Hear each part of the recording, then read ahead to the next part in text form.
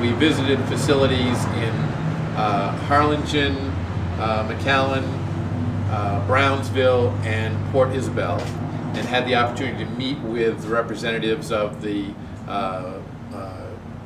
Customs and Border Patrol, the Immigration and Customs Enforcement, as well as representatives from the immigration courts and other government representatives to look at the problem of the number of children and others who are surging at our borders right now, with the problem being predominantly focused right here in the Rio Grande Valley sector. The children that we now have are being housed in facilities that were not designed for taking care of children. So the first thing that needs to be done is to make absolutely sure that we're stopping more of them from getting to that point. But secondly, for those who are already here, we need to make absolutely sure that children are treated properly.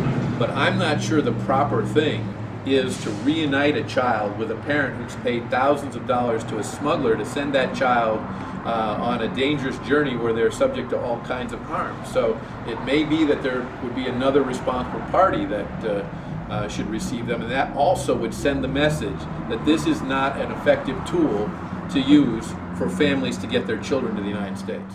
It is very disturbing to me that children travel all the way from Guatemala or Honduras or El Salvador, human traffickers, smugglers, paid oftentimes, one presumes, by their parents who are already illegally in the United States to take them on an extraordinarily dangerous journey. Some of them are killed, some of them are maimed, some of them are diverted into sex trafficking. It is, in my opinion, a very irresponsible thing, but it is also something that the United States government needs to step up and stop. Secondly, they're not all unaccompanied minors. There's been a dramatic increase in the number of families who are bringing children with them as well, and apparently have been told by people in their home countries, by the coyotes and others, that if they bring their children with them on these dangerous journeys, they will be admitted into the United States. If they are coming across just from Mexico and they are Mexican nationals, they are usually returned immediately to Mexico, both parents and children. However, with regard to children who are unaccompanied and come all the way across Mexico, we can't just turn them back into Mexico. So that is a serious problem that needs to be addressed. From about 6,000 on an annualized basis at the beginning of last year to already, with regard to children, 41,000, and parents with children, another 35,000 this year, which is only 9 months through the year. The year ends on September 30th.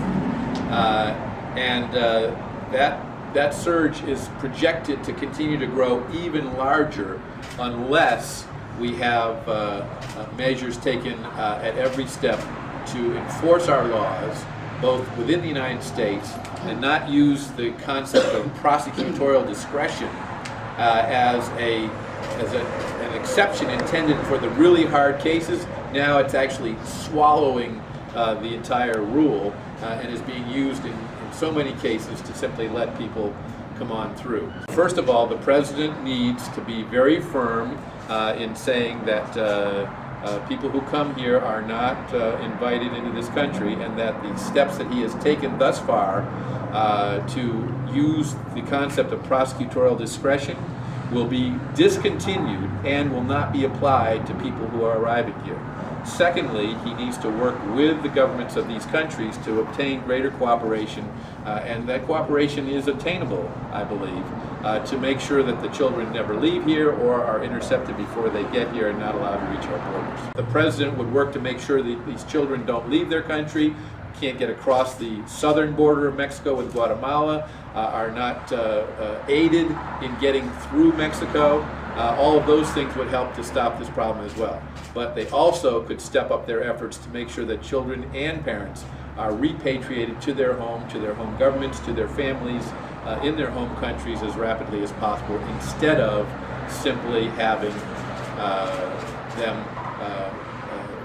detained briefly and then released into our country, because that message is what is getting back to people back in El Salvador, Guatemala, and Honduras. Enforcing what looks like the DREAM Act.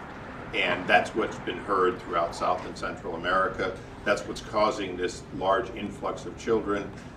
This is dangerous to the children, and in fact, it's inconsistent with laws signed by presidents of both Republican and Democratic election. So we are asking the president to enforce the law, to stop effectively having a DREAM Act, because now it's bringing dreamers in, if you will, anew at great risk to them and their family, and it's having a tremendous impact on these communities and ones around the country. So it did start with the president not enforcing the law and telling people that he was going to do it. So any further effort by the president to say he's not going to enforce the immigration laws could only make it worse.